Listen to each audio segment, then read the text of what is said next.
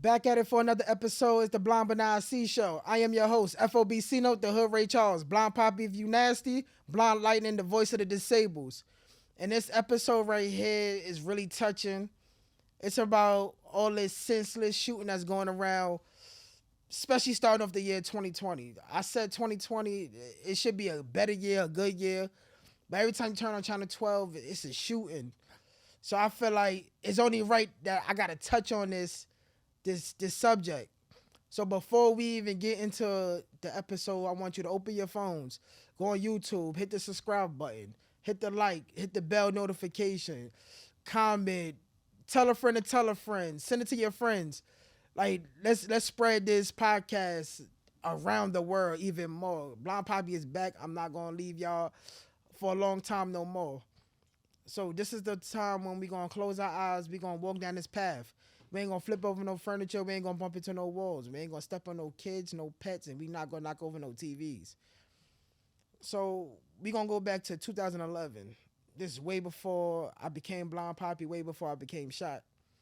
And I'll never forget downtown with one of my best friends. We shopping, we laughing, we joking. And at this time, I had got caught up in some shit, so we both was on probation. Seeing the same PO, they was supposed to violate him for dirty urine. She tells him to leave and come back Monday. This was on a Friday. Go home. I hit him. I'm like, yo, you coming outside? He like, nah, he's staying in the house. I'll never forget. LeBron and them it was playoffs. LeBron and them was playing. I'm staying in the house to watch the game. Okay, cool. Me and Larry, as y'all know from previous episodes, we driving around now. We in Flatbush. Now we driving back to the hood, and people just blowing our phones up. We answer the phone, and all day we heard they killed J6. I'm like, nah, this is not real, because he told me he's staying in the house, so maybe they playing a joke. This got to be a game, bro. Now we speeding, we running lights, we dipping in and out of traffic, dangerous driving, reckless. We go to the block, they say he's on Broadway. We jumped in the car, we speeding now. We see a couple of friends making their way down the Broadway. They was like, yo, they say he's on Broadway.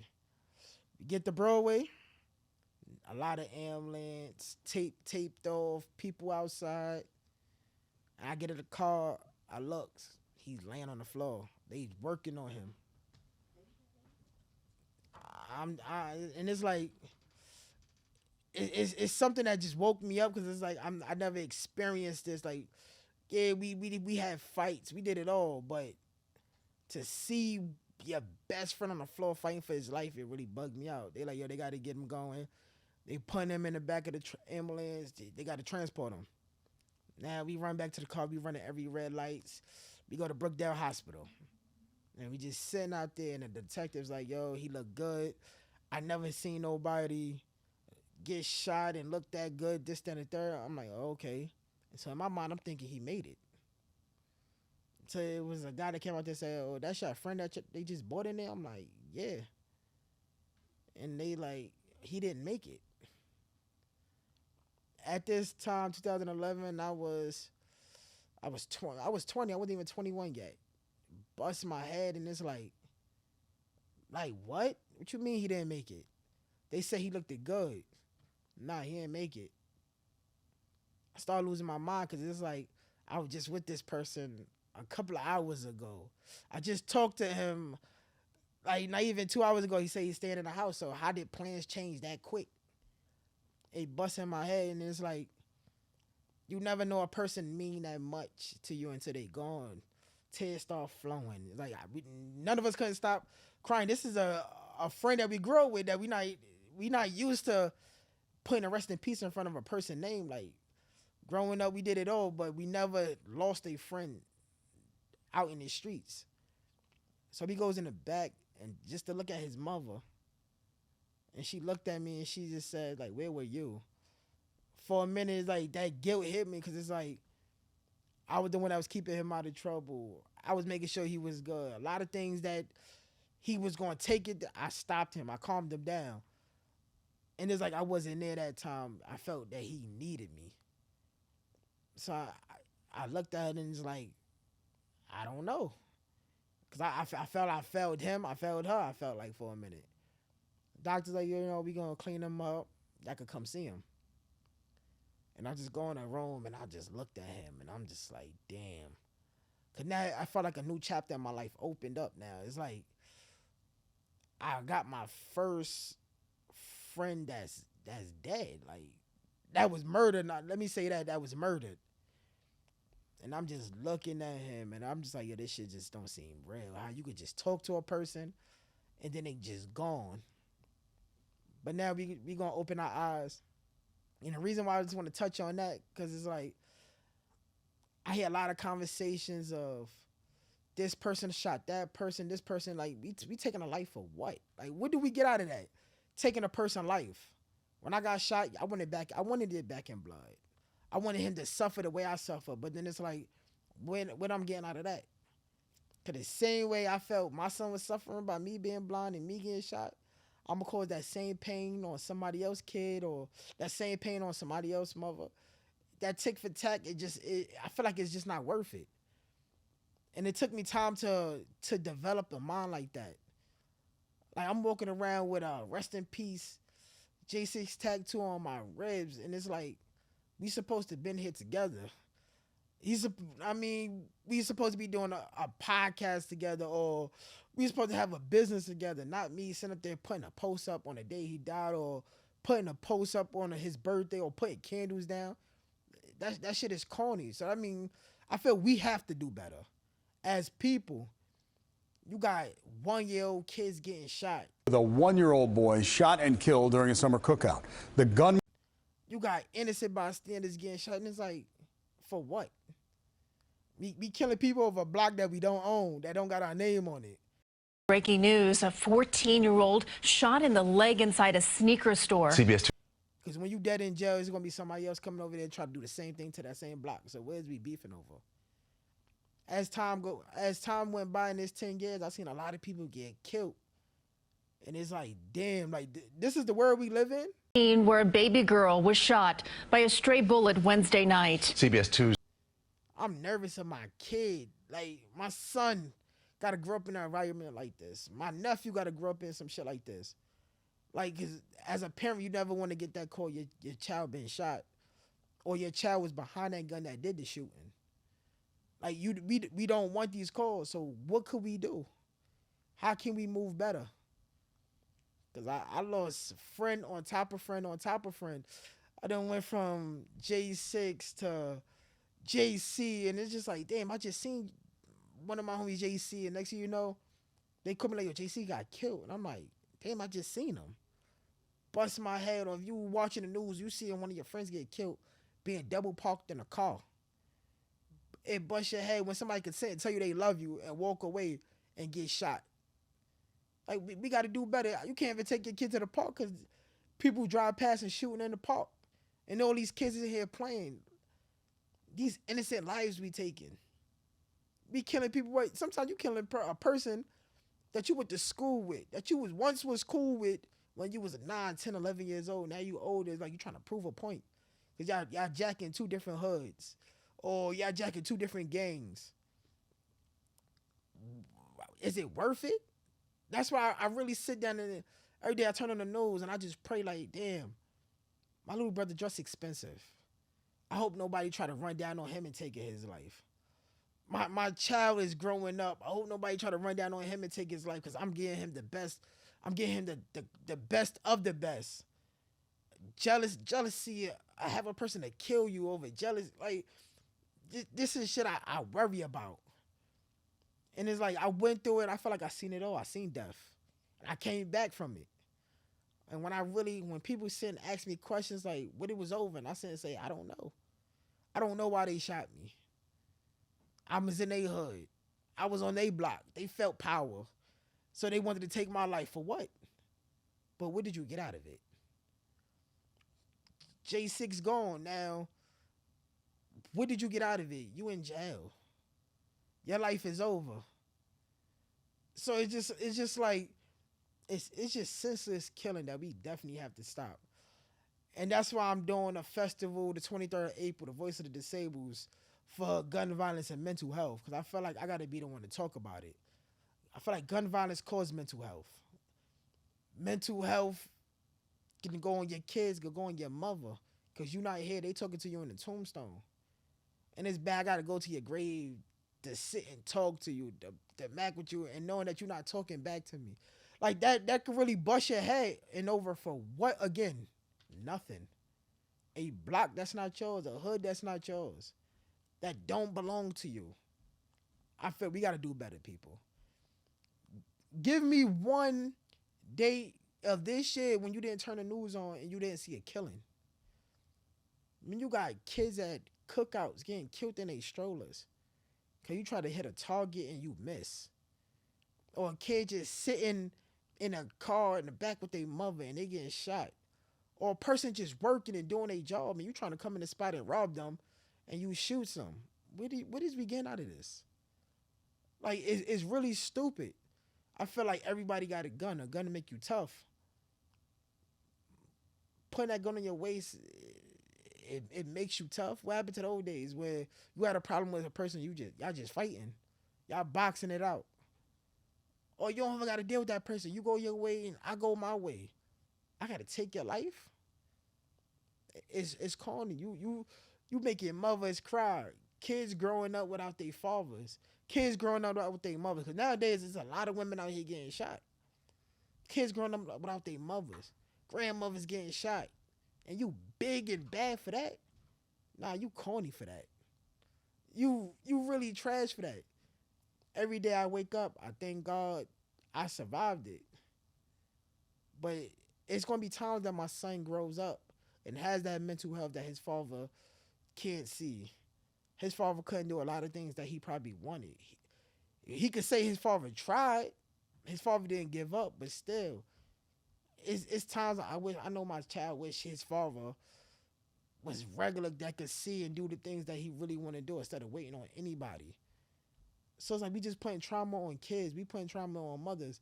Like when your mother sit up there and is busting their head because they don't know what can they do to make things right for that kid. I'm quite sure it's been plenty nights my mother cried because it's like my child in that next room and he's blind. I knew she probably wished she could give me one of her eyes. I'm quite sure a lot of my family wish they give me one of the eyes. That's that trauma that you causing on these families. It's corny. And once again, for what? On a block that we don't own? A hood that's not ours?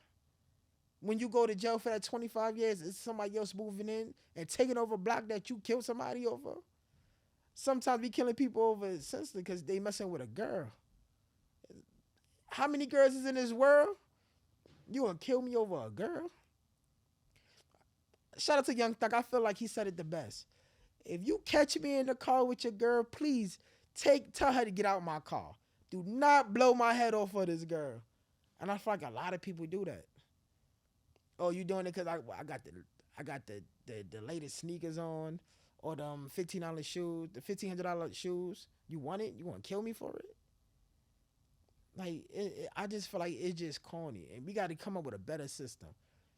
Like me, I really don't like cops, but them two cops getting killed in that project building, and it is like that shit is fucked up. 21 years old, 27, they life didn't start yet.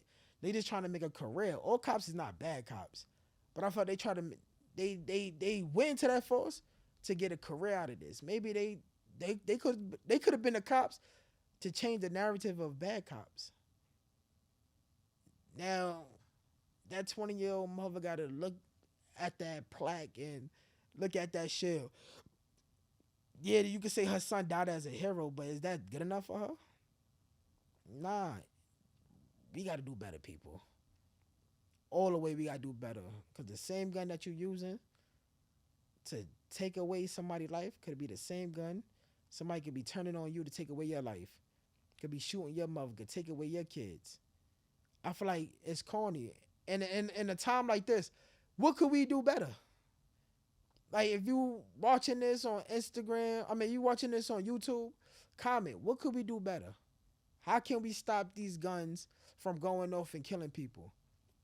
Like I sat there and told my son, a gun could kill a dream. Guns kill futures. Like they, a gun, you tough. Like I don't get it. You put a gun on your waist, you tough. But when you go to jail, all that toughness is gone because you don't got no gun with you now. You got your hands, so why you not using them in the streets? Scared people kill people. So you got to be real scared to walk these streets that you got to have a gun on your waist to protect you. Man, people ask me how do I do it all the time. I got shot 3 times. I walk in and out of clubs, and no gun on me, no guns around me, and I'm still safe. People like, yo, you don't know what you're walking into. I walk by faith, bro, not by sight. Evidently, you see that my sight was gone. So I feel like if a nigga gonna run down on me, he better kill me. And they was like, but you talking violent. Nah, they ain't talking violent, bro. It's just I got something else to talk about. I got something bigger to talk about. And it's like, this shit just tripped me up. Cause I think about it, if I would have died, who would have been there for my little brother when times he need me to call me? Who would have raised my son? And I'm telling you this because I lived it. So I'm trying to rub it off on everybody out there that feel like they got to walk around with that gun. I got friends that's in jail for murder that I talk to and I try to uplift them. They been in fucked up. They was in a fucked up situation. It happened. But now half of your life is gone.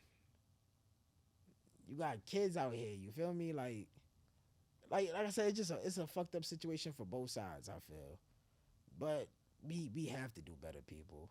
I don't know what else to say about it, because every day we turn on the news and it's like, oh, this person got killed, that person got killed, this person got shot, this person's stable, this person fighting for their life, and then I hear my son's voice and I think my son gotta go out in this fucking world.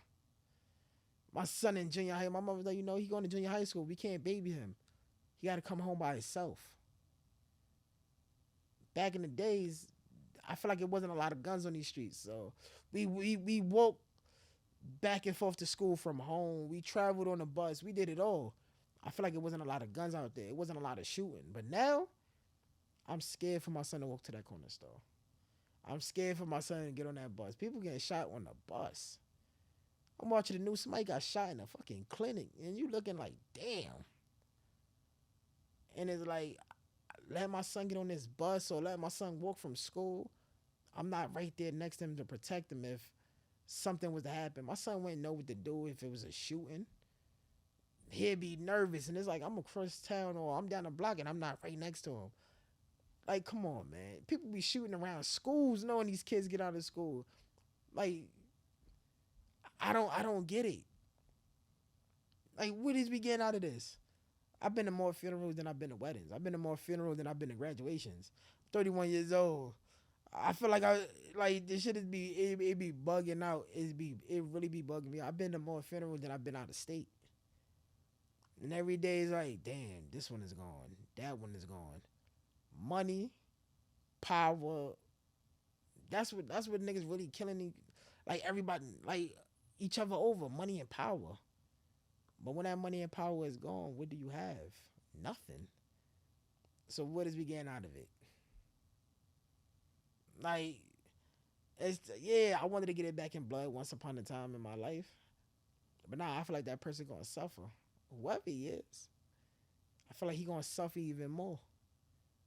Cause now I'm walking these streets. I'm doing good. I got a podcast. I'm doing parties. I got big things, big dreams. Books coming soon. Live shows coming soon. You didn't stop me. You didn't kill me. You just put the fuel to make this fire right here bigger. But everybody not gifted like me. Everybody don't have that heart like me to move on. Some people won't come outside. Some people really fucked up behind it.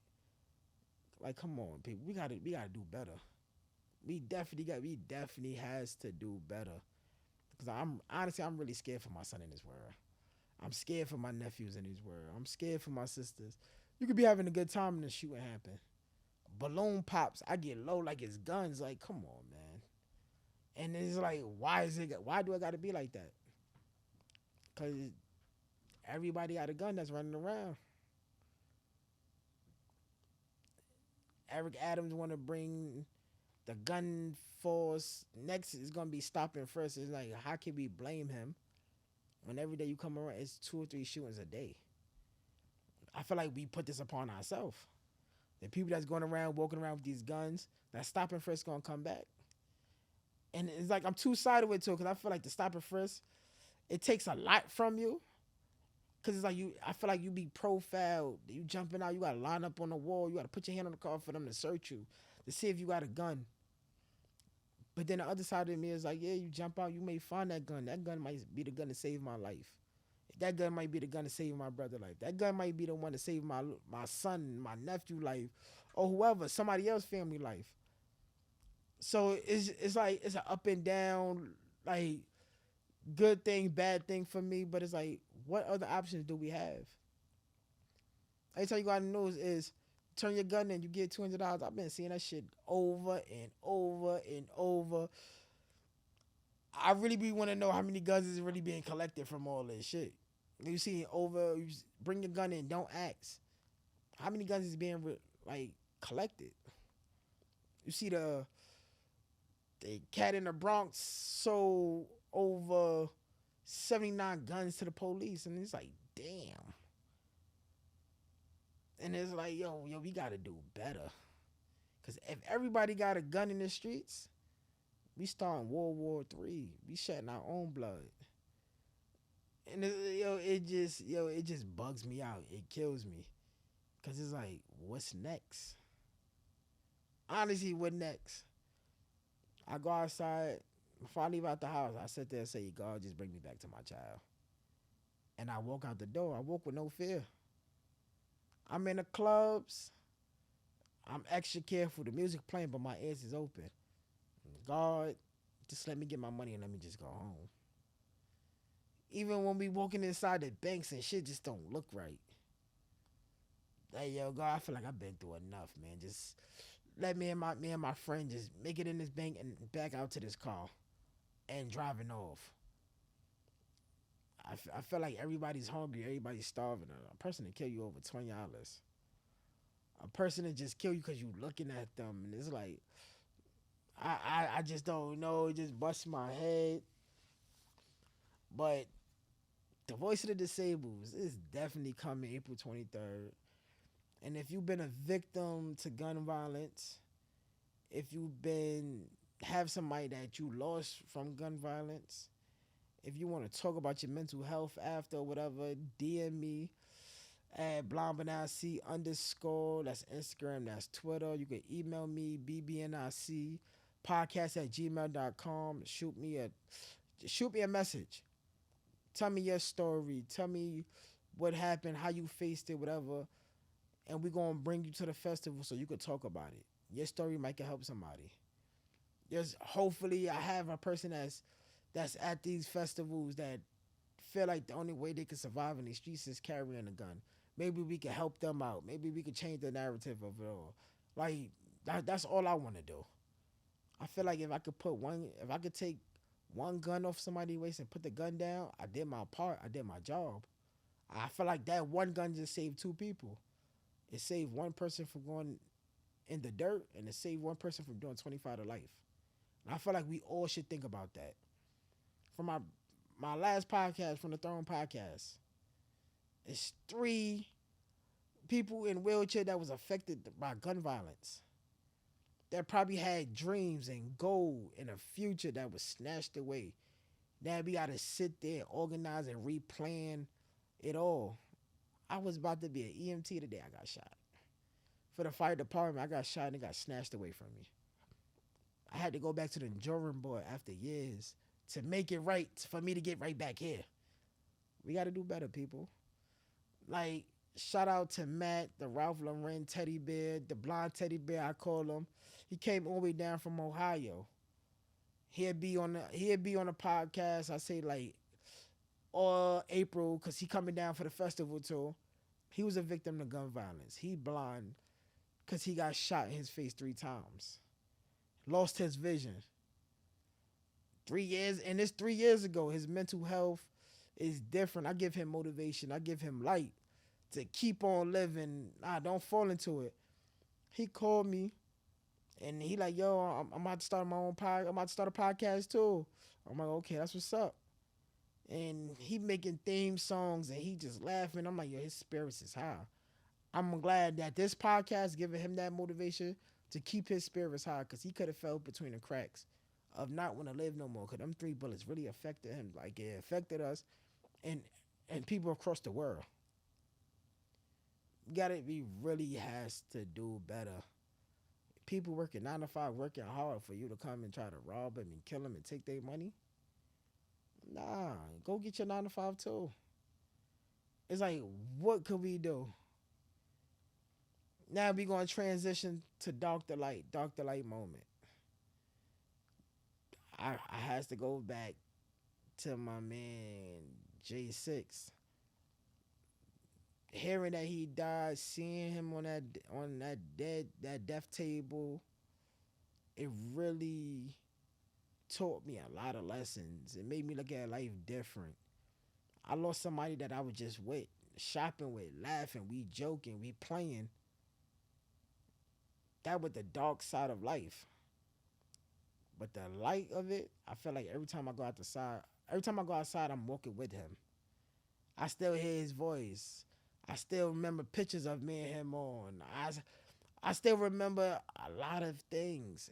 And the lessons I learned from that is a lot of shit that we was in, I avoid now. Because I'm like, yo, he lost his life for nothing. Times I be in a club and a certain song come out, I can see him dancing. I'm like, damn. Like, I miss him. But the light of it, I got the memories of him. I feel. I go out, even when I hear people talk about him, it's like, damn, I got the chance to meet him. I got the chance to be his friend. I got the chance to laugh. I got the chance to joke with him. I done seen this man cry, and I picked him up like, you're a soldier. So I felt like when he died, he left back a lot of morals. He put a lot. I feel like that was that sacrifice to tell me that life is really real because we didn't look at life as being real. So when he passed, he showed me like, yo, life is real. You got to straighten up. You got to do something different. You got to do something better. And that's when I went into the EMT class. It's times when we light candles and I felt that shit. And people like, yo, yeah, you gonna be all right. I'm like, yeah. But it's like he left back to say, yo, bro, we can't keep doing the same shit. We gotta do something different now. We gotta change the game. We gotta change the life. And that's what I'm doing every day. So every day I'm doing this, I'm doing it for him. I'm doing it for the JCs, the J6s, and everybody else. Well, shout out to well, rest in peace to Peter Lee. Even though he didn't die from gun violence, but still rest in peace. And it's like, these are childhood friends that I knew forever. Now I'm putting rest in peace. One day I sat down and really named everybody that I know that died from gun violence. And you be like, damn. Like, this shit is crazy. But then can you count how many of your friends graduated with a high school diploma or got a college degree and all that? And you'll be sitting there stuck, probably 1 or 2. Nah, we gotta do better, man. Let's put the guns in. Let's pick these books up. Let's own something. Let's leave something behind our kids instead of trauma. Let's leave our kids wealth. That's what I'm about. Put the gun down. Get into real estate. Get into trucking.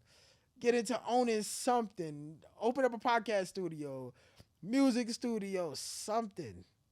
It ain't hard. YouTube everything. Google everything. Let's make it work. Let's put them guns down. Let's pick up the book. Let's let them bullets go and let the knowledge fall in. Like, I don't want to get hit with bullets. I want to get hit with knowledge. You feel me? Like, I don't want to bleed. I don't want to bleed out of my body. I want to. I want the ATM to shoot out money. Like, it's different things we got to do. We got to change the narrative of that. And I am. So this is the time where it's like, yo, Blind Poppy, I got a question for you. It ain't no questions today.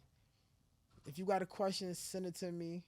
I answer it on the next podcast. So I might DM you, answer your question about this. If you home and you going through trauma or anything about this subject, You can hit me up. I'll call you personally and we could talk about it. If you want to come on this show and talk about anything in that nature, in that field, come sit next to me. We can make it happen. I'm all for the love, man. We gotta do better, people. And we killing our own color. Like my mother used to always tell me, you got two strikes against you. You black and you a male, and I never understood that until I understand it now. Now it's just like the target that I got on my black is my own people, my own kind, my own hood, and my own community. Like in these schools, like come on, lock these guns up from these kids too. You got kids taking guns to school. Like come on, man. The school is for a place to learn. Let's change this. And I'm not even gonna keep y'all up, and I ain't gonna hold y'all no more. I hope this episode touched a lot of people and changed a lot of people's minds from taking that gun out today and walking the streets with that gun. Cause the gun ain't protecting you when you in jail. So let's make it work. Hit that subscribe button, hit that like, that post notification, comment. I want to hear y'all views on it. I want to hear y'all intakes on it. Like I'm the voice of the disables. And when I say the voice of the disabled, doesn't mean you got to be disabled, blind, or in a wheelchair, or missing a limb or something. Nah, because it's like when you got that gun on your waist, you are disabled. Nah, let's make you able. When you sitting at home and you going through trauma or your mental health, you disabled. Now let's make you able. I'm the voice of the disabled. FOBC Note, the Hood Ray Charles, Blind Poppy if you nasty, Blind Lightning, and I'm off this.